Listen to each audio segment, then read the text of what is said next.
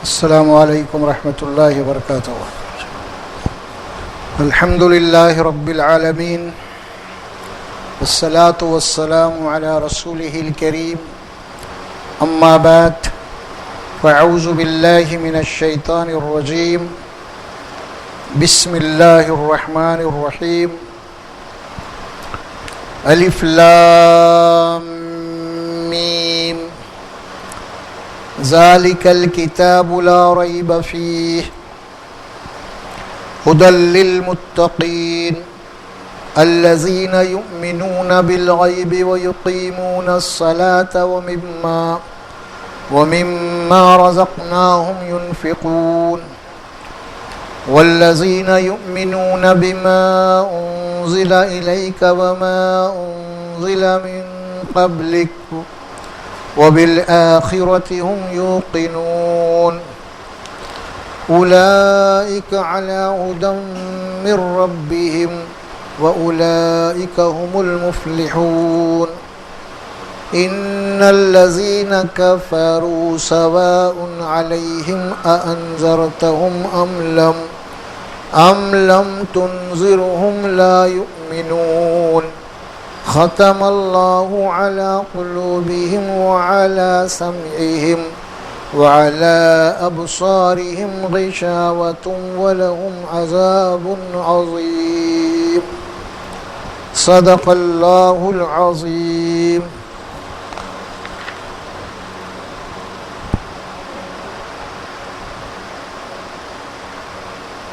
قرآن مجید کا پہلا پارہ ہے، سورۃ البقرہ کے پہلے رکوع کے آیات مبارکہ ہیں جو تلاوت کی گئی ہے۔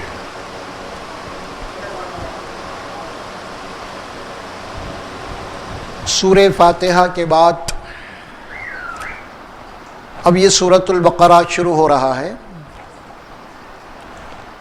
سورہ فاتحہ مکمل طور پہ اللہ تبارک و تعالیٰ سے ایک دعا تھی۔ اس اللہ کی حمد اور ثنا کے بعد اللہ تبارک و تعالیٰ سے ہم نے یہ دعا مانگی تھی سورہ فاتحہ میں، اہدنا الصراط المستقیم، اے اللہ ہمیں سیدھے راستے کی ہدایت دے، سیدھے راستے پہ قائم رکھ، سیدھا راستہ بتا۔ صراط الذین انعمت علیہم، ان لوگوں کا راستہ جو لوگ جس راستے پر چل کر تیرے انعامہ کے حقدار ہو گئے، اور ان لوگوں کے راستے سے ہمیں بچا، غیر المغضوب علیہم ولا الضالین، جو لوگ جس راستے پہ چل کے اللہ کے غضب، اس کے عذاب کے مستحق ہوئے، ہلاک اور برباد تباہ کر دیے گئے، ان لوگوں کے راستوں سے بچا، ولا الضالین، اور ان لوگوں کے راستے سے بچا جو لوگ راستے سے بھٹک گئے، راستے سے بھٹک گئے۔ تو یہ اللہ تبارک و تعالیٰ سے ہم نے ہدایت کی دعا کی، اور اس کے بعد ان لوگوں کے راستے سے ہمیں محفوظ رکھ جو لوگ راستہ بھٹک گئے یا تیرے عذاب کے مستحق ہو گئے۔ تو اب اللہ تبارک و تعالیٰ یوں سمجھ لی کہ اپنی دعا کو اس قبول کیا۔ آمین ہم کہتے ہیں نا سورہ فاتحہ کے بعد، آمین کے معنی کیا ہے؟ اللہ اس دعا کو قبول کر۔ تو اب اللہ تبارک و تعالیٰ ہماری اس دعا کو قبول کیا۔ اب اللہ تعالیٰ اب یہاں سے جو آیتیں آ رہی ہیں قرآن، فرمائے کہ تم نے اب ہدایت مانگی تھی، اب یہاں سے ہدایت شروع ہو رہی ہے پوری۔ اب یہاں سے پوری قرآن کیا ہے؟ اب اس دعا کا جواب ہے۔ ہم نے تمہاری دعا کو قبول کیا ہے اور تم نے ہدایت مانگی تھی، اب وہ ہدایت کیا ہے، ہدایت پہ کیسے قائم رہنا ہے، اور ہدایت سے ہٹنے کے بعد اس کے کیا نتائج نکلیں گے، وہ باتیں یہاں پہ بتا دی گئی ہیں۔ اور انعمت علیہم بھی کہا تھا ہم نے، اللہ کے انعام یافتہ جو بندے ہیں ان لوگوں کے راستے پہ لے چل۔ تو اللہ تبارک و تعالیٰ نے اب پوری قرآن میں وہ اللہ کے انعام یافتہ جو بندے ہیں ان کی تفصیلات بتایا ہے۔ اب وہ انبیاء اکرام ہیں، وہ صدیقین ہیں، وہ شہداء ہیں، وہ صالحین ہیں، ان کا ذکر آگے آتے چلے جائیں گا۔ ہدایت پہ کون ہے؟ تو اس کا جواب ہے اب یہاں سے قرآن اصل شروع ہوتی ہے ہمارے لیے دعا کے جواب میں۔ سورۃ البقرہ یہ مدنی سورت ہے جو مکے میں جو مدینے میں نازل ہوئی ہے۔ سورتوں کو دو حصوں میں تقسیم کیا گیا ہے قرآن مجید کی۔ تقسیم کے اصول کیا ہیں؟ اللہ کے نبی صلی اللہ علیہ وسلم 13 سال جب تک مکے میں تھے اور جو صورت نازل ہوئی ہے تو اس کو کیا کہا گیا؟ مکی صورت ہے۔ اور جب مکے سے ہجرت کر کے اب مدینے میں جب چلے گئے 10 سال، اور مدینے میں جانے کے بعد 10 سال تک جو صورتیں جو آیتیں نازل ہوئی ہیں اسے کیا کہتے ہیں؟ مدنی صورت۔ ہر صورت کے پہلے لکھا ہوا ہوتا ہے کہ کہاں کی صورت ہے وہ۔ تو اب یہاں پہ لکھا ہوا ہے کہ سورۃ البقرہ مدنیۃ، سورۃ البقرہ یہ مدنی صورت ہے، یعنی رسول اللہ صلی اللہ علیہ وسلم مکے سے ہجرت کے بعد مدینے میں جانے کے بعد جو آیات جو صورتیں نازل ہوئی ہیں اس کا نام ہے مدنی صورت۔ اس کے بعد آئیے آپ کیا ہوتا ہے؟ بسم اللہ الرحمن الرحیم، یہ ہر صورت کے آغاز میں لکھا ہوا ہوتا ہے۔ یہ بسم اللہ الرحمن الرحیم اس کے معنی یہ ہیں کہ اللہ میں تیرے نام سے شروع کرتا ہوں جو رحمان اور رحیم ہے۔ اس کے بعد اب یہاں پہ الف لام میم، یہ قرآن مجید کے کچھ صورتوں سے پہلے اس قسم کے آیات آتی ہے۔ اس کے معنی یہ ہیں، اسے عربی زبان میں کیا کہتے ہیں؟ حروف مقطعات، حروف مقطعات کہتے ہیں۔ حروف مقطعات کے معنی یہ ہیں کہ الگ الگ حرف، الف الگ، لام الگ، میم الگ، الگ الگ ہوگا نا، جو چیز الگ الگ ہوتی ہے اسے کہتے ہیں مقطعات۔ تو اب کوئی بھی حرف الگ الگ ہوتا ہے تو ویسے اس کے میننگ نہیں پیدا ہوتے، جب وہ کوئی لفظ بنتا ہے تو اس کے معنی پیدا ہوتے ہیں۔ ہر زبان میں یہی ہے۔ دیکھیے آپ جو الفابیٹ ہے اس کے کوئی معنی نہیں ہوتے۔ اگر میں آپ سے یہ کہوں یہ الف ہے، الف کے کیا معنی؟ عربی میں ٹھیک ہے کوئی معنی نہیں۔ اگر کوئی یہ کہوں دوسری زبان میں اے کے معنی کیا میننگ ہے، اے کے، بی کے کیا میننگ ہے، سی کے کیا میننگ ہے، کیونکہ انڈیویجول ہے بھی ہے، الفابیٹ ہے، الفابیٹ کے معنی نہیں ہوتے۔ اسی طرح یہ بھی الگ الگ ہے، الف الگ، لام الگ، میم الگ، یہ الگ الگ حروف، اسے کہتے ہیں حروف مقطعات۔ یہ کچھ صورتوں میں ہے تو پہلے بات آتی ہے، اس کے کوئی معنی نہیں ہے، اور نہ کوئی احادیث میں رسول اللہ صلی اللہ علیہ وسلم سے متعلق بھی کوئی ایسی روایت یا کوئی حدیث نہیں ہے اللہ کے نبی صلی اللہ علیہ وسلم کوئی معنی بتایا، اور نہ تو تفسیر کی کتابوں میں یا حدیث کی کتابوں میں کوئی ایسی ہمیں صحابہ کرام کے متعلق بھی کچھ ایسی بات نہیں ملتی جو صحابہ کرام نے اللہ کے نبی سے پوچھا ہو کہ یہ ان الفاظ کے معنی کیا ہے، ان حروف کے معنی کیا ہے۔ یعنی اس کے معنی یہی ہے، سیدھی بات کہ الگ الگ ہے، لہٰذا اگر اعتراض ہوتا تو پہلے اعتراض ہوتا ہے نہیں۔ تو مطلب یہ کہ اصول ہے، یہ اس زمانے میں طرز تحریر کا یہ اصول تھا، لہٰذا قرآن میں بھی اسی اصول کو اپنایا گیا ہے اور اس کو ایک آیت میں رکھا گیا ہے۔ اب یہ ایک آیت کہلاتی ہے ابھی قرآن کی۔ اب اس کے بعد جو شروع ہو رہی ہے وہ ہے ذالک الکتاب لا ریب فیہ،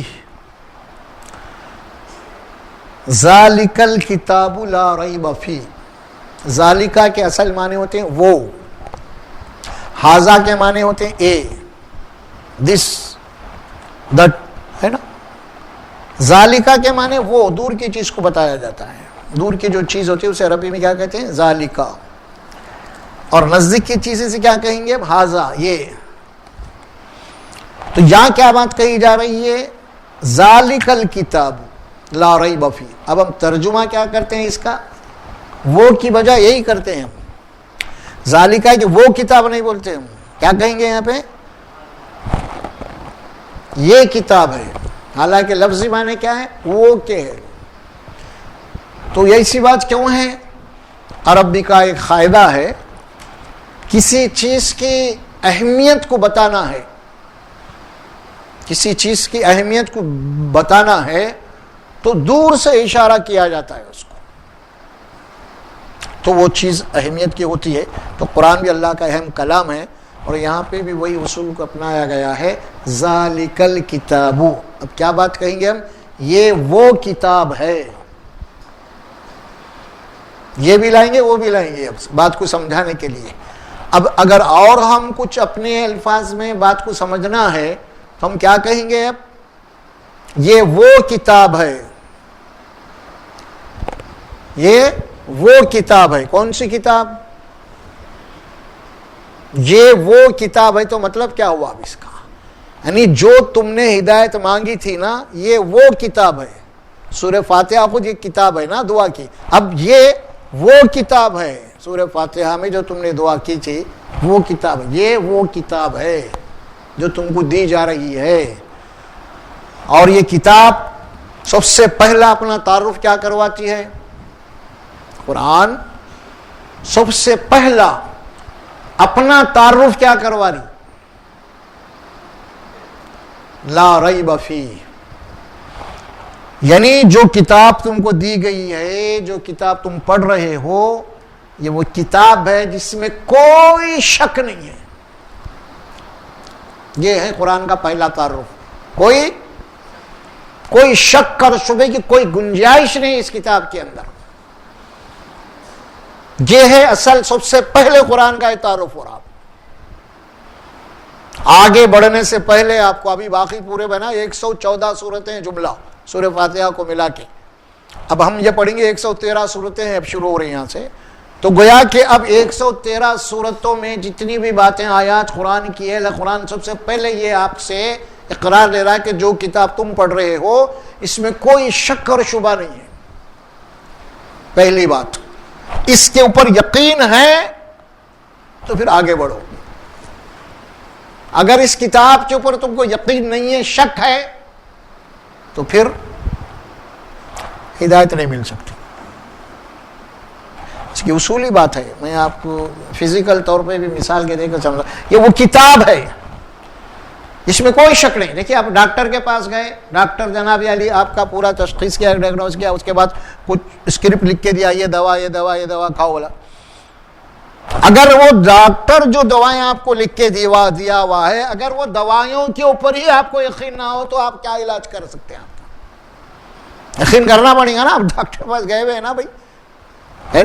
اب یہ کتاب بھی آپ پڑھ رہے ہیں، اللہ فرماتے ہیں یہ وہ کتاب ہے جو آگے چل کے آپ کو علاج کرنا ہے. اب تو پھر اسی میں اگر تم شک کرو گے تو آگے تمہارا علاج کیسے ہوگا، تمہاری اصلاح کیسے ہوگی؟ ذالک الکتاب لا ریب فیہ، کوئی شک نہیں اس کتاب میں. اچھا اس کے 3 باتیں ہیں. کس باتوں میں شک نہیں ہے؟ اللہ کی کتاب، اس میں کوئی شک اور شبہ نہیں ہے. تو کن امور میں شک نہیں ہے آپ کو؟ 3 باتیں قرآن سے متعلق آتی ہیں شک کے متعلق. سب سے پہلی بات، یہ قرآن اللہ کا کلام ہونے میں کوئی شک اور شبہ نہیں ہے نا صاحب. اور یہ قرآن جیسے نازل ہوا اللہ کے نبی کے اوپر، اسی طرح محفوظ ہونے میں کوئی نہیں ہے شک. 2 باتیں ہو گئے. تو تیسری بات کیا ہے؟ تیسری بات یہ ہے کہ اس قرآن میں جتنی باتیں بتائی گئی ہیں اس میں کوئی شک نہیں ہے. تو کتنی باتیں ہو گئی؟ 3 ہو گئی اس میں. یہ قرآن اللہ کا کلام ہونے کے سلسلے میں کوئی شک و شبہ نہیں ہے، اور یہ قرآن جیسے رسول اللہ پہ نازل ہوا ہے اسی طرح محفوظ ہونے میں کوئی شک و شبہ نہیں ہے، اور اس کتاب میں جتنی باتیں بتائی گئی ہیں اس کے برحق ہونے میں کوئی شک و شبہ نہیں ہے. یہ 3 باتوں کے آپ کے اوپر ایمان لانا، یقین کرنا ہے. اس کے بعد آپ کو اب کتاب پڑھنا ہے. دیکھیے آپ ذرا ذہن میں نشین کر لیجیے ان 3 باتوں کو بھی. تینوں باتیں میں آپ کو اسی لیے عرض کر رہا ہوں کہ بہت سارے اعتقادات ہمارے جو ہے قرآن کے خلاف ہے.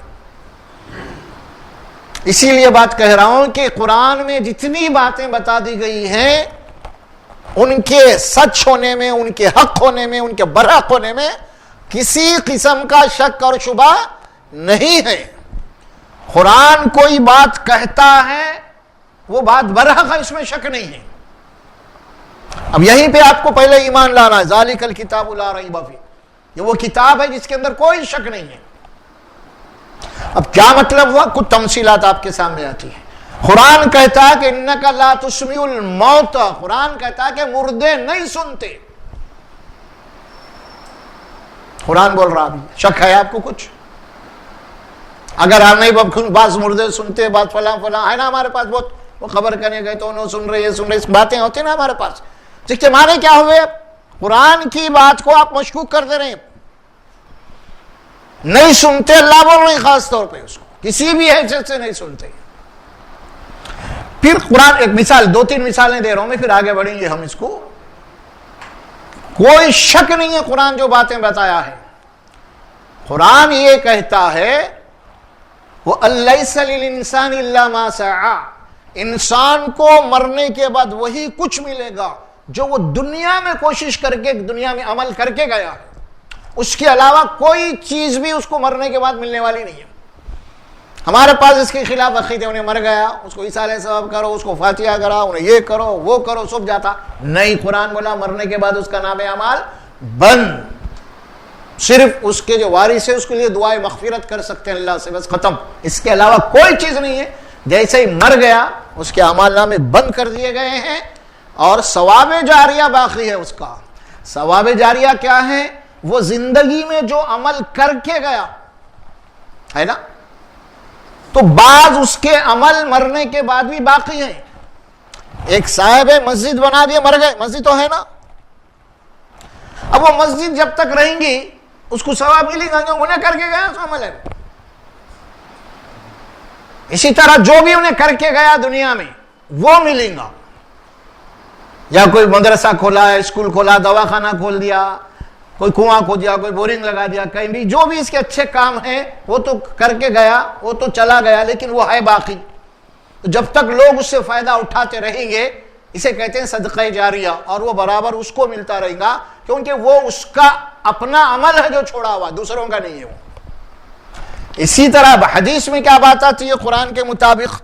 وہ بات آتی ہے اسی طرح اگر کوئی آدمی برا عمل کرتے ہوئے کوئی برائی چھوڑ کے گیا، کوئی جوا خانہ چلایا، مر گیا، جوا خانہ انہیں چلا رہا تھا، انہیں بنایا تھا، کوئی کلب کھول کے گیا، انہیں کلب کھولا، انہیں سمجھ میں آ رہا، اور وہ تو مر گیا. اب وہ جوا خانہ بھی باقی ہے، وہ کلب بھی باقی ہے، وہاں جوا بھی چل رہا ہے، وہاں ڈانس بھی چل رہی ہے، وہ تو مر گیا. تو حدیث میں کیا بات ہے؟ جب تک وہ باقی ہے لوگ گناہ کرتے رہیں گے اس کا عذاب اس کو ملتے رہیں گا. یہ ہے قرآن کا اصول، اس میں کوئی شک نہیں. بہت ساری باتیں آپ کو اسی لیے عرض کر رہا ہوں میں، اسی لیے 3 باتیں بتایا میں کہ قرآن میں کوئی شک نہیں. کس اعتبار سے شک نہیں؟ قرآن اللہ کا کلام ہونے کے سلسلے میں شک نہیں، اور یہ قرآن جیسے نازل کی گئی ہے اسی طرح محفوظ ہونے میں کوئی شک نہیں ہے. اور اس میں جو باتیں بتا دی گئی ہیں اس کے حق ہونے میں، اس کے سچ ہونے میں کوئی شک اور شبہ نہیں ہے. تو اب آگے چل کے ہم کیا کریں گے؟ قرآن جو بھی بات آئے گی، قرآن میں جو بھی بات آئے گی آگے چل کے، اگر ہمارے کوئی عقیدہ اور عمل اس قرآن کی ان آیات کے خلاف ہے تو ہمارے اعمال غلط رہیں گے، ہمارا عقیدہ غلط ہوگا، قرآن برحق ہوگا. نہیں پھر یہ بھی وہ بھی بولے تو نہیں چلتا پھر. اسی لیے پہلے اللہ تعالیٰ اپنا تعارف کرا رہے ہیں کتاب کا. کتاب کا پہلے تعارف کیا جا رہا ہے. دیکھو یہ وہی کتاب ہے جس میں کوئی شک نہیں، کوئی شک نہیں. اس میں اللہ نے آپ کو کتاب دی ہے، ساتھ ساتھ رسول بھی دیے ہیں آپ کو. عمل کرنے کا طریقہ کیا ہو سکتا ہے اللہ کے احکامات کے اوپر؟ جیسے اللہ آگے آیت آتی ہے اقیم الصلاۃ، تو نماز قائم کرو. نماز کی تفصیلات قرآن میں نہیں ہے آپ کو، 5 نمازوں کا ثواب یا کتنے رکعتیں کیا پڑھنا، یہ سارے کے سارے کام ملیں گے آپ کو رسول اکرم صلی اللہ علیہ وسلم کی سنت میں ملیں گے، آپ کے طریقے میں ملیں گے. آپ کو اللہ نے قرآن دیے ہیں اور رسول دیے ہیں آپ کو. اور تیسری چیز کیا دی آپ کو اللہ نے؟ عقل دی ہے. قرآن، رسول، عقل. اب یہ 3 چیزیں ہیں. سب سے بڑی نعمت قرآن، رسول، اس کے بعد عقل. قرآن بھی ہے، رسول بھی ہے، عقل نہیں ہے تو کیا بھائی؟ پاگل ہے، انہیں عقل نہیں ہے اس کو. اب کیا قرآن کیا کریں گا؟ انہیں سمجھیں گا کچھ نہیں سمجھتا. اسی لیے پاگل کے اوپر شریعت ہی نہیں ہے. اسی لیے قرآن یہ کہتا ہے نا کہ چھوٹے بچہ ہے 3 سال کا 4 سال کا، اس پہ نماز فرض ہی نہیں ہے نا. کیوں فرض نہیں ہے؟ ابھی عقل ہی نہیں ہے اس کو. اصول ہے دین کا. جب بچہ بڑا رہے گا، بالغ عقل آتے رہیں گی، سوچتے رہیں گا، تب اس کے اوپر شریعت لاگو ہوگی. یہ بات شاید حدیث میں بھی ہے، یا جس میں بات کہی گئی، لا دین لہ لمن لا عقل لہ، لا دین لہ لمن لا عقل لہ. دین اس کے لیے نہیں ہے جس کے پاس عقل نہیں ہے. جو پاگل ہے اس کو دین جس کے اوپر لاگو نہیں ہوتا. تو 3 چیزیں ہیں میرے بھائی، قرآن، نبی، عقل. یہ تینوں کا کامبینیشن ہوگا اس میں. قرآن کیا کہتا ہے بار بار؟ قرآن پڑھنے کے بعد عقل استعمال کرو، میں تمہیں عقل دے کے بھیجوں. افلا تعقلون، کیا تمہیں عقل نہیں ہے؟ پوچھتا ہے قرآن سوال کا، تم عقل ہے نہیں؟ قرآن پوچھ رہا آپ سے عقل ہے یا نہیں ہے. آپ 1000 1 لاکھ آدمیوں میں اعلان کریں گے کہ قرآن پوچھ رہا ہے کیا بھائی آپ لوگوں کو عقل ہے یا نہیں، تو سارے ہاتھ اٹھائیں گے نہیں عقل ہے ہم کو. بولے تو مطلب کیا ہوا؟ آپ کوئی بھی یہ جو ہاتھ نہیں اٹھائے گا انہیں کہاں جائے گا؟ آپ نہیں میں بیوقوف ہوں. اب تو کوئی بیوقوف ہے ہی نہیں، سب عقل والے ہیں. اس عقل کے تحت ہی جناب علی قرآن کے فیصلے ہوں گے. پھر اسی لیے قرآن یعقلون تعقلون تتفکرون تذکرون بار بار کہتا ہے آپ کو عقل استعمال کرو. انسان دنیا میں جو بھی ترقی کیا ہے کس بنا پہ کیا ہے بھائی؟ آج سائنس اور ٹیکنالوجی جتنی ترقی ہو رہی ہے اس کہاں سے ہو رہی ہے؟ یہی عقل ہے نا، یہی عقل انسانی ہے جو اللہ نے دیا ہے اس کو. تو عقل سے ہو رہا ہے سارا کام. تو یہاں پہ بھی قرآن کے متعلق بھی بات کہی گئی سورہ انبیاء میں، لَقَدْ أَنزَلْنَا إِلَيْكُمْ كِتَابًا فِيهِ ذِكْرُكُمْ أَفَلَا تَعْقِلُونَ. یقیناً ہم تمہاری طرف یہ ایک کتاب بھیجے ہیں قرآن جس میں تمہارا ذکر ہے، تمہارے لیے احکامات ہیں، تمہارے لیے ہدایت ہیں. افلا تعقلون، کیا تمہیں اتنی بھی عقل ہے یا نہیں؟ اللہ سوال کرا. جو کتاب تمہارے لیے بھیجی گئی ہے، جس کتاب میں تمہارا ذکر ہے، جس کتاب میں تم کو مخاطب کیا گیا ہے، جس کتاب میں تم کو ایڈریس کیا گیا ہے، کیا وہ پڑھنے کے بعد تم عقل استعمال کرتے یا نہیں؟ پھر یہ سوال قرآن کرا اپنے پڑھنے والوں سے. اب جو بات آ رہی ہے نا، ذالک الکتاب لا ریب فیہ، فیہ سے مراد کیا ہے؟ اس قرآن میں کوئی شک اور شبہ نہیں ہے. لا ریب فیہ. پھر ھدی للمتقین. اب بات آگے چلی، قرآن کا تعارف پہلے ہو گیا، پھر اس کے بعد اب کیا بات آ رہی؟ ھدی للمتقین. یہ ہدایت ہے، رہنمائی ہے ان لوگوں کے لیے جو متقی پرہیزگار بننا چاہتے ہیں.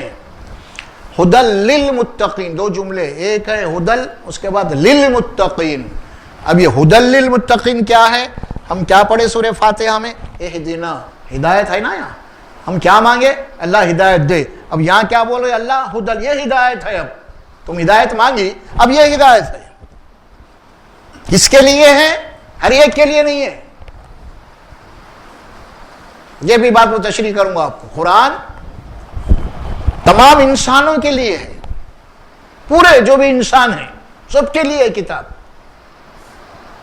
یہ سورہ بقرہ میں آگے آ رہی ہے بات. اب کی رمضان کے روزوں کے سلسلے میں آتی بات یہ، شہر رمضان الذی انزل فیہ القرآن ھدی للناس. ماہ رمضان میں اس کو قرآن کو نازل کیا ہے اور اس قرآن میں تمام انسانوں کے لیے ہدایت ہے. اب یہاں کیا بول رہے؟ تمام انسانوں کے لیے نہیں ہے، ھدی للمتقین ہے. اب یہ ہدایت متقیوں کے لیے. وہاں کیا بات تھی؟ انسانوں کے لیے. اب کیسا ہم دونوں کو وہ کریں گے، ٹیلی کریں گے؟ وہاں تمام انسانوں کے لیے بول رہے ہیں اور یہاں متقین کے لیے بول رہے ہیں. ذرا کنفیوز ہو رہی نہیں بات؟ کنفیوز ہو رہا نہیں ہو رہا؟ ایک جگہ پہ بولی جا رہی ہے بات ہر انسان کے لیے ہدایت ہے، اور یہاں بولی جا رہی ہے نہیں متقین کے لیے ہدایت ہے. اب یہیں ذرا تھوڑا آپ کو سمجھنا پڑتا. افلا تعقلون بولے تو یہی بات ہے، عقل سے استعمال کرو اپنی عقل کو. کیا بات، کیا فرق ہے دونوں میں؟ دونوں میں فرق یہ ہے، یہ کتاب تو تمام انسانوں کے لیے ہے، لیکن اس کتاب سے ہدایت انہی لوگوں کو ملنے والی ہے جو کتاب پڑھنے کے بعد اللہ نے جن کاموں سے منع کیا ہے اور جن کاموں کو کرنے کا حکم دیا ہے اس کے اوپر عمل کرنے کی کوشش کریں گے تو ہدایت ہے. سمجھ میں؟ کتاب کوئی بھی پڑھو، غیر مسلمی پڑھو، مسلم پڑھو، اس سے بحث نہیں، لیکن ہدایت کس کو ملیں گے؟ پڑھنے کے بعد اس کتاب میں جو احکامات دیے گئے ہیں. متقین کے معنی بچنے والے، متقین کے معنی لفظی معنی کیا ہوتے ہیں؟ بچنے والوں کے لیے، بچنے والوں کے لیے ہدایت ہے. بچنے سے مراد کیا ہے؟ کتاب پڑھنے کے بعد اللہ نے کن اعمال سے تم کو روکا، اس سے آپ کو بچنا ہے، اس سے بچے تو آپ کو ہدایت ہے. نہیں آپ قرآن بھی پڑھ رہے ہیں پھر وہی اپنی چلا رہے ہیں. آپ قرآن بھی پڑھ دیں، اللہ والا جھوٹ مت بولا، نہیں میں جھوٹ بولوں گا. آپ قرآن بھی پڑھ رہے ہیں، اللہ والا دھوکہ مت، آپ دھوکہ دے رہے ہیں. آپ قرآن بھی پڑھ رہے ہیں، آپ اللہ والا زنا کے قریب میں زنا بھی کر رہے ہیں. آپ قرآن پڑھ رہے ہیں ملاوٹ مت کرو، آپ ملاوٹ بھی کر رہے ہیں. قرآن بولا ماں باپ کی نافرمانی مت کرو، نافرمانی بھی کر رہے ہیں. پھر یہ پڑھنے کے بعد یہ سب ہو رہا تو پھر ہدایت کیسے ملے گی آپ کو؟ کیسے ملے گی ہدایت پھر؟ تو آپ کا پڑھنا نہیں پڑھنا دونوں برابر ہو گئے. تو پڑھا کیوں پھر آپ نے؟ آپ مانگے دعا اللہ مجھے ہدایت دے بولے آپ. اب ہدایت دے کے مانے کہ ہدایت آپ کو مل چکی ہے یہاں پہ، اب اس پہ عمل ہے صرف آپ کا. تو جب تک آپ عمل نہیں کریں گے ہدایت نہیں ملتی. یہ بات یہاں پہ کہی جائے، ہدی للمتقین، اچھی طریقے سے سمجھ لیے.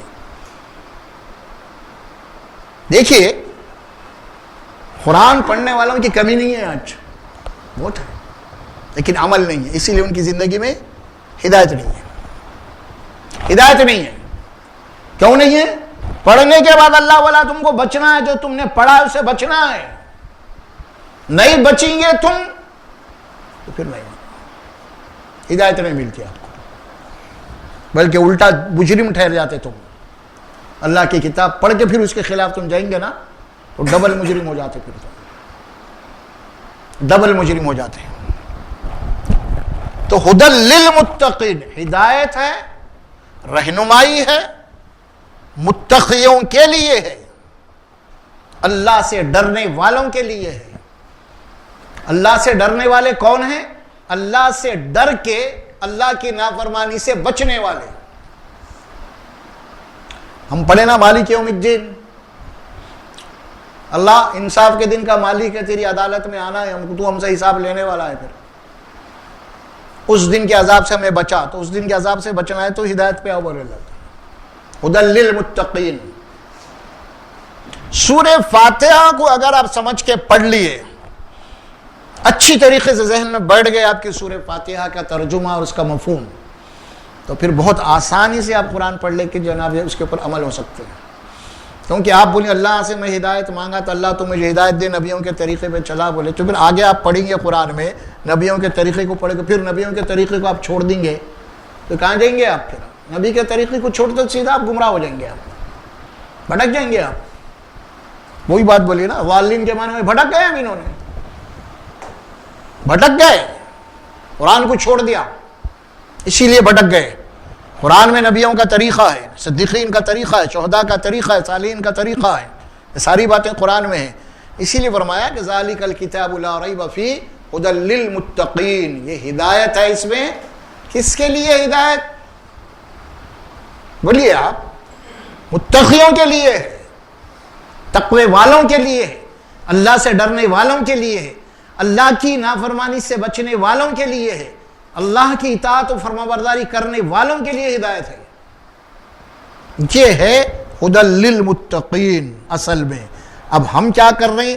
قرآن کو ہدایت اور عمل کی بجائے ہم کیا کر رہے ہیں؟ بدکر کے لیے پڑھ لے رہے ہیں، ثواب کے لیے پڑھ لے رہے ہیں، یا کسی کا انتقال ہو رہا تھا سرانے بیٹھ کے پڑھ لے رہے ہیں ہم، یا اور بھی بگاڑ پیدا ہوئے خبر پہ جا کے مر گیا تو وہاں بیٹھ کے قرآن پڑھ رہے ہیں ہم. تو اس سے قرآن کا تعلق نہیں ہے، تو قرآن کی مخالفت ہے یہ ساری باتیں. قرآن سے اس کا تعلق نہیں.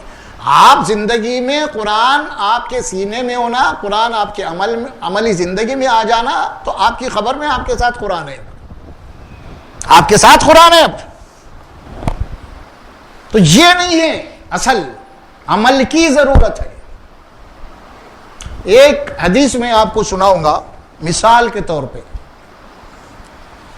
امت مسلمہ کے بہت بڑے مشہور صحابی ہیں جن کا نام ہے عبداللہ بن مسعود رضی اللہ تعالی عنہ. یہ کوفہ کے امیر بھی تھے، گورنر، اور رسول اکرم صلی اللہ علیہ وسلم نے ان کو معلم امت کا خطاب دیا تھا، یعنی قرآن کے اوپر ان کی اتنی گہری نظر تھی کوفہ میں. تو ایک شخص ان کے سامنے ایک دو شخص آ گئے، گورنر تھے، امیر تھے، کچھ مقدمے کے. تو سورہ یوسف کی ایک شخص تلاوت کر رہا تھا اور وہ کچھ غلط پڑھ رہا تھا. ایک دوسرے صحابی اس کو جو ہے، صحابی یا تابعی تھے بہرحال، بولے نہیں یہ تو غلط پڑھ رہا ہوں. تو نے بولا نہیں صحیح پڑھ رہا ہوں. دونوں میں انبن ہو گئی اور دونوں چلے گئے وہاں پہ امیر کے پاس. تو سورہ یوسف وہاں بھی پڑھا جاتا، تو غلطی کر رہا ہوں. تو پھر وہاں بھی وہی بولا انہیں، نہیں بھائی صحیح پڑھ رہا ہوں. عبداللہ بن مسعود اس کے قریب آئے بات کرنے کے لیے. جیسے قریب آئے اس کے، تو اس کے منہ سے نشے کی بو آ رہی تھی. نشہ کیا ہوا تھا، نشے میں تھا اور قرآن پڑھ رہا تھا. اب دیکھیے عبداللہ بن مسعود کیا فرماتے ہیں. قرآن کیا ہے وہ بات بتا رہا ہوں آپ کو میں. لفظ کیا ہے؟ فرمایا اتشرب القمر. قمر کے معنی عربی میں شراب کو کہتے ہیں. تشرب کے معنی پینا، شراب جس کو شربت بولتے ہیں اپنی زبان. اتشرب القمر وتکذب بالکتاب. کیا تو شراب پیتا ہے یعنی نشہ کرتا اور قرآن کو جھٹلاتا؟ بات سمجھے؟ قرآن کو کہاں جھٹلایا انہیں؟ قرآن کا تو عمل کر رہا تھا انہیں. تو عبداللہ بن مسعود نے کیا کہا؟ چونکہ اللہ قرآن میں بولا کہ شراب مت پیو، نشہ مت کرو، اور وہ نشہ کیا. تو عبداللہ بن مسعود کیا فرمائے؟ تو قرآن پڑھ کے قرآن کی آیت کے خلاف کر کے قرآن کی آیت کو جھٹلا رہا. اب تو اتشرب القمر وتکذب بالکتاب، کتاب کی تکذیب ہے، یعنی قرآن پڑھ کے قرآن کے خلاف اگر تمہارا عمل ہوگا جانتے پوچھتے تو یہ قرآن کی تکذیب آئے گی. دیکھیے اب قرآن کی ایک آیت میں آپ کے سامنے پڑھوں گا. ایک آیت ہے فَلَعْنَةُ اللَّهِ عَلَى الْكَاذِبِينَ، جھوٹ بولنے والوں کے اوپر اللہ کی لعنت ہے نا. یہی مطلب ہے، اردو میں بھی سمجھ سکتے. کاذب کے معنی جھوٹ، لعنت کے معنی لعنت. کیا فرمایا آپ یہاں پہ؟ فَلَعْنَةُ اللَّهِ عَلَى الْكَاذِبِينَ، پس اللہ کی لعنت ہے جھوٹ بولنے والوں کے اوپر. قرآن مجید کی یہ آیت مبارکہ میں پڑھ کے جھوٹ بول رہا ہوں اب، تو میرے اوپر اللہ کی لعنت رہیں گی یا رحمت؟ قرآن کہتا ہے کہ جھوٹ بولنے والے کے اوپر اللہ کی لعنت ہے، اور میں جھوٹ بول رہا ہوں، قرآن پڑھ رہا ہوں، جھوٹ بول رہا ہوں، تو میرے اوپر اللہ کی لعنت رہیں گی یا رحمت رہیں گی؟ تو سارے اعمال ایسی سے قرآن میں سارے. اللہ اکبر میں زنا کے قریب مت جاؤ، دیکھا آپ نے؟ یہی باتیں آپ کو آئیں گی. اب قرآن پڑھ کے ایک آدمی اللہ کے بلا کے جھوٹ مت بولو، آپ جھوٹ بولیں گے اللہ کے لعنت کے برابر ہے. ایک آدمی قرآن پڑھا، قرآن پڑھ کے پھر زنا کے قریب کر جا رہا. ایک آدمی قرآن پڑھ رہا دھوکے میں کر رہا. قرآن پڑھ رہا دھوکہ مت کیوں بول رہے ہیں؟ ایک آدمی اللہ بول رہے ہیں کہ وعدہ کی خلاف ورزی مت کرو، وعدے کی وفا کرو. یہ پڑھ کے پھر وعدہ خلافی کر رہا انہیں. اللہ بول رہے ہیں کہ امانت میں خیانت مت کرو، پڑھ کے امانت میں خیانتیں کر رہا. یہ سوپ کر کے قرآن سے ثواب ملتا ہے یا اس کو قرآن کی مخالفت میں عذاب ملے گا یا ثواب ملے گا؟ پڑھ کے کر رہا انہیں یہ کام سب. پریکٹیکل طور پہ اس کا قرآن سے کیا تعلق ہوا؟ قرآن کی مخالفت میں آیا انہیں عملی طور پہ. یہ ہے پیاری حدیث آتی ہے ترمذی کی، جس میں اللہ کے نبی صلی اللہ علیہ وسلم فرماتے ہیں قرآن سے متعلق ہے ما آمن بالقرآن من استحل محارمہ. مطلب یہ ہے اس آدمی کا ایمان قرآن پہ نہیں ہے جس نے قرآن کے حرام کردہ چیزوں کو اپنے لیے جائز کر لیا. کھاؤ کچھ بھی نہیں ہوتا، ایمان ہی نہیں ہے اس کا قرآن پہ، بس خالی ایک تخدس ہے، قصہ ختم اس کا. یہ ہے اصل میں اس کتاب میں کوئی شک نہیں، اور ہدایت ہے متقیوں کے لیے. بھئی یہ ایک آدمی قرآن پڑھ کے جھوٹ بول رہا، قرآن پڑھ کے خیانت، وہ متقی کیسے ہوگا؟ پھر ہوگا متقی؟ تو متقیوں کے لیے ہدایت ہے. سیدھی بات ہے، کلیئر، سب کچھ سمجھ میں آتے. چھوٹے چھوٹے بچے بھی بیٹھے تو ان کو بھی بہت سمجھ میں آ رہے. ایسے نہیں ہے اب اس کو گھما کے پھرا کے وہ تفسیر، وہ مفسر، وہ مفتی ہوں بولے تو ادھر کی چلے آتی نہیں، اصل مقصد سے ہٹ جاتی نہیں پورا. آپ سمجھ میں آ رہا؟ اب وہ زبان استعمال کریں گے، جملے نہیں سمجھ میں آئیں گے، وہ اردو کے فصیح عربی کے کیا کی ملتا بولے بھائی. آپ سادی بات کلیئر. اسی لیے قرآن اپنے دعوے میں کہتا ہے وَلَقَدْ يَسَّرْنَا الْقُرْآنَ لِلذِّكْرِ فَهَلْ مِن مُدَّكِّرٍ. یقیناً ہم نے قرآن کو سمجھنے کے لیے، نصیحت کے لیے، عمل کے لیے بہت آسان کیا ہے. ضرورت نہیں ہے آپ کو اس میں کوئی مفتی مولوی کی بھی. آپ کو خود آپ پڑھیں گے، آپ کے لیے ترجمے سے آپ پڑھیں گے، آپ کے لیے نصیحت کے لیے بہت آسان ہے قرآن. اب قرآن پڑھتے چلے جائیں گے، قرآن پڑھتے چلیں گے. اللہ بولا نماز قائم کرو، اب کیا مفتی کے پاس جائیں گے؟ آپ مسجد کو جائیں گے سیدھا نماز پڑھنے. قرآن بولا کہ بھائی جناب علی تم زنا کے قریب مت جاؤ، اب آپ کیا مفتی سے پوچھیں گے جا کے زنا کیا ہوتا بول کے؟ سمجھ میں آ رہی نہیں بات؟ قرآن بولا دھوکہ مت دو، اب جا کے پوچھیں گے دھوکہ کیا ہے؟ نہیں بھائی، یہ جتنی چیزیں انسان کی فطرت میں اور قرآن اس سے منع کر رہا آپ سمجھنے کے لیے. کوئی علمی بات ہے، کوئی مسئلہ پیدا ہو رہا ہے تو ان مسائل میں اگر بات سمجھ میں نہیں آ رہی تو آپ علماء سے رجوع ہو سکتے ہیں. کوئی علمی بات ہے، لیکن عمل کی جو بات ہے آپ کو اللہ جو جن باتوں میں احکام دیا، جن سے روکا ہے آپ کو. اب اللہ قرآن کہتا ہے کہ سچ بولو، اب کیا پوچھیں گے سچ بولنا کیا ہے بول کے جا کے مفتی صاحب سے؟ کیا بھائی ٹھیک ہے نا؟ اللہ بولا حج کرو، ہاں پوچھیں گے جا کے اب حج کے کیسا کرنا آپ ہے نا، طریقہ کیا ہے اس کا، یہ معلوم کریں گے ہم. لیکن جہاں پہ انسان کی عملی زندگی سے متعلق ہے باتیں جو قرآن کو تھا بہت آسانی سے میں سمجھا دیا ہوں، اس میں ہر آدمی سمجھ سکتا ہے اس کو. یہی باتیں اس میں قرآن میں اصل میں. تو ذالک الکتاب لا ریب فیہ ھدی للمتقین، یہ کتاب ہدایت ہے اس میں متقیوں کے لیے.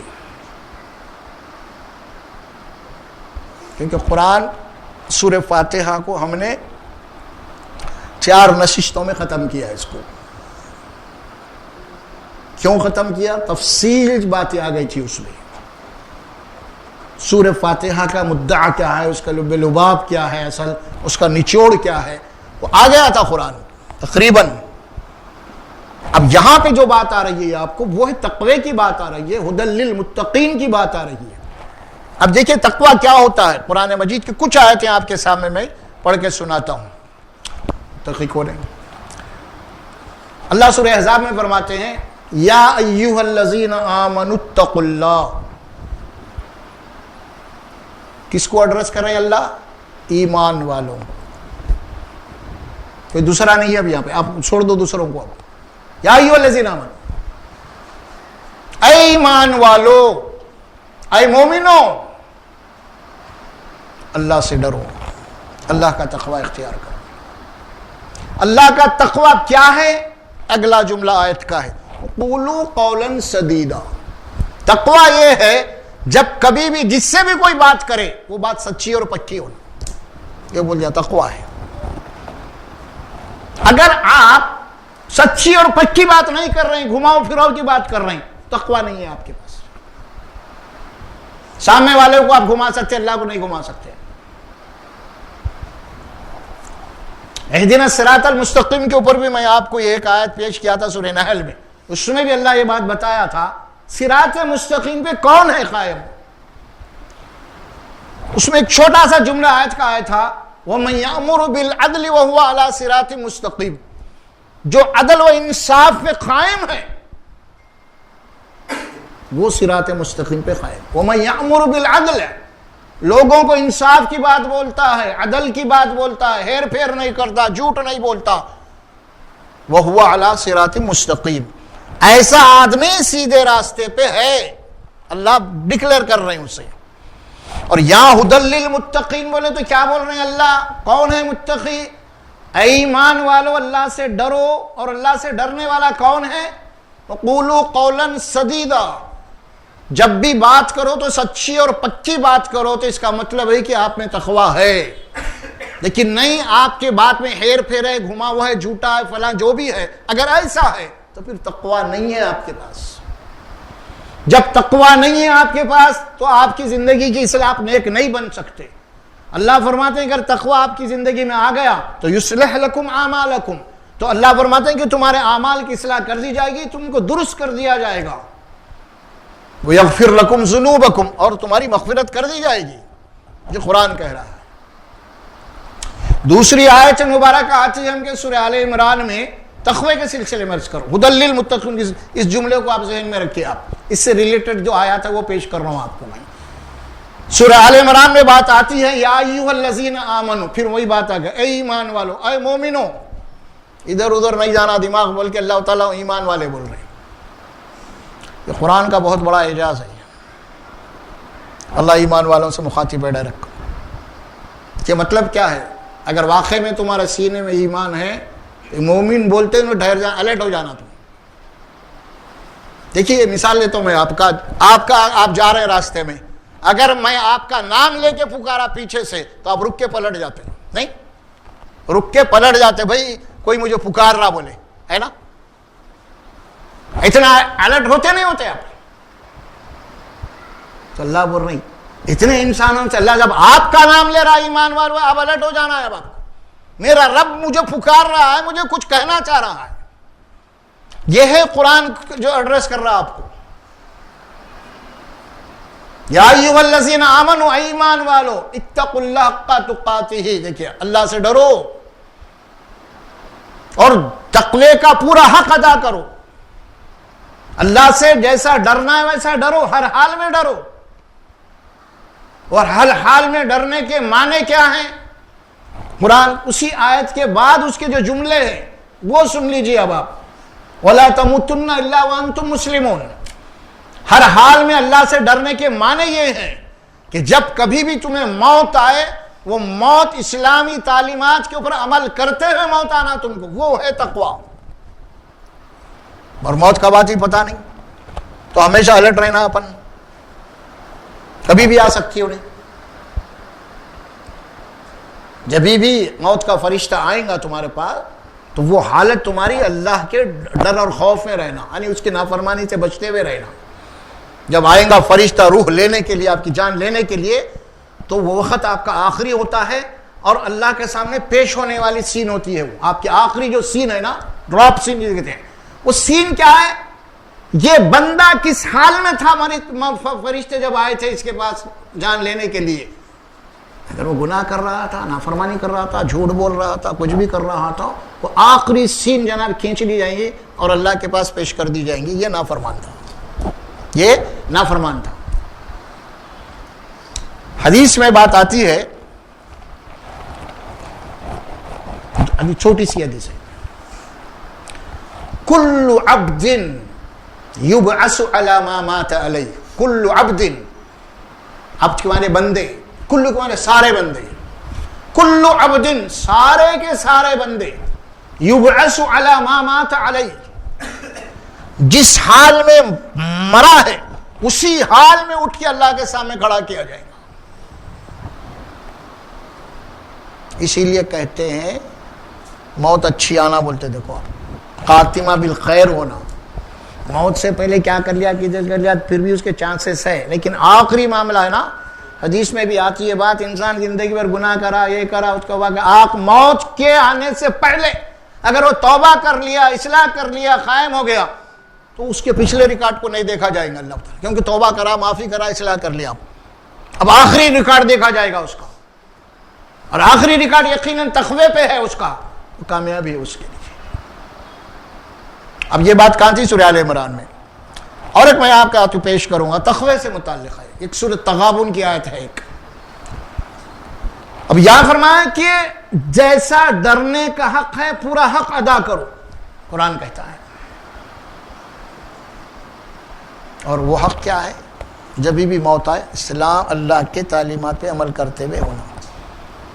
اسی لیے قرآن میں اس کی تشریح بھی کر دی گئی سورہ نساء میں ایک مقام کے اوپر، اینما تکونوا یدرککم الموت ولو کنتم فی بروج مشید، دیکھو تم جہاں کہیں بھی ہو موت تمہارا پیچھا کر رہی ہے، تمہارے پیچھے پیچھے موت ہے۔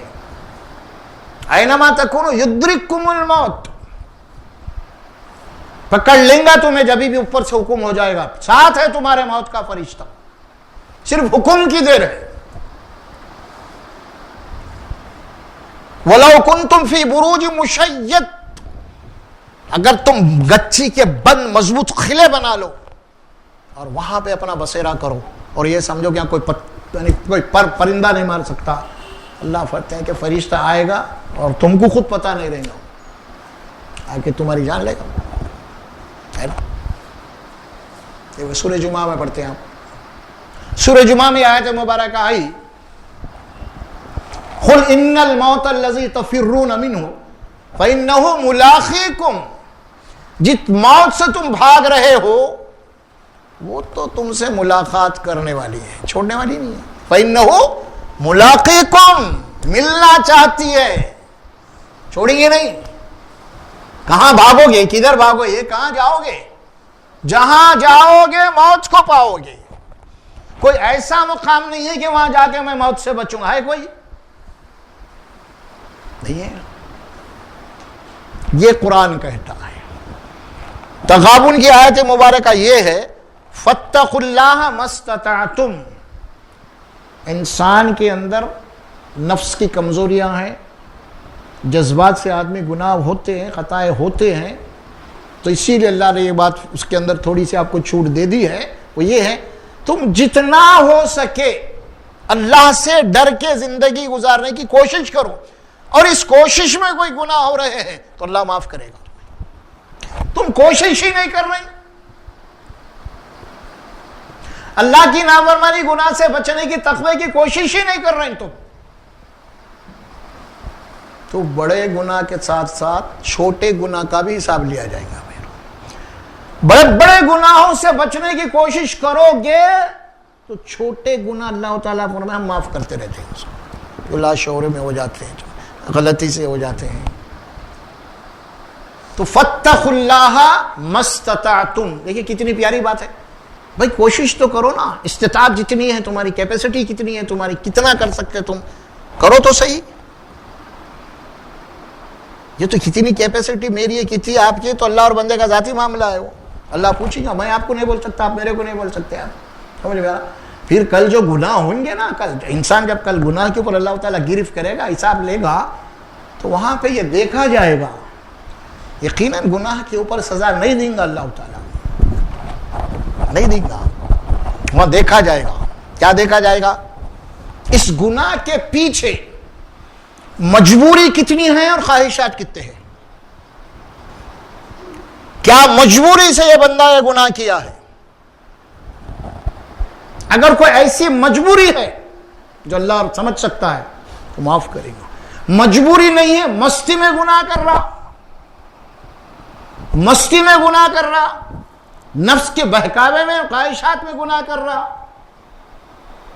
میں گناہ کر رہا، تکبر میں کر رہا، حماقت میں گناہ کر رہا، تو اس میں کوئی مجبوری نہیں ہے، کوئی مجبوری نہیں ہے اس میں.